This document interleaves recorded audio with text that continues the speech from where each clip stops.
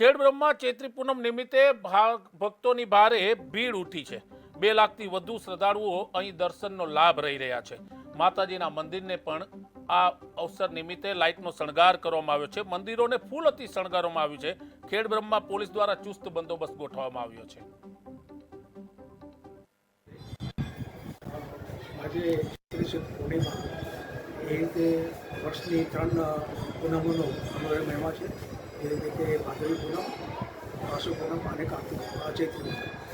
આજે ચૈત્રી પૂનમ નિમિત્તે સવારથી જ દર્શનાર્થીઓ માતાજીની આરતીનો લાભ અને દર્શનનો લાભ લેવા માટે સવારથી હજારોની સંખ્યામાં મા અંબિકાના દર્શન કરી પોતાના મનોકામના પૂર્ણ થાય એ પ્રાર્થના કરવા મંદિરે વધાર્યા હતા।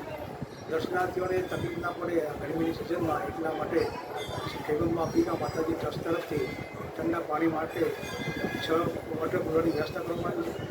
દર્શનાર્થીઓને જમવા માટે બી મંદિર ટ્રસ્ટ તરફથી ₹20ની ટોકનથી જમવાની પણ વ્યવસ્થા મંદિર તરફથી કરવામાં આવી છે। માતાજીના મંદિરમાં દર્શનાર્થીઓની સુરક્ષા માટે CCTV કેમેરા અને પોલીસ બંદોબસ્તની પણ વ્યવસ્થા કરવામાં આવી છે। મંદિરની ફૂલો અને વીજળીના સિરીઝથી મંદિરને સુશોભિત કરવામાં આવ્યું છે। અત્યાર સુધી 1,25,000 જેવા શ્રદ્ધાળુઓએ માતાજીના દર્શન કર્યા છે અને સાંજ સુધી 2 લાખ શ્રદ્ધાળુઓ માતાજીના દર્શનનો લાભ લે એવો અમારો અંદાજ છે।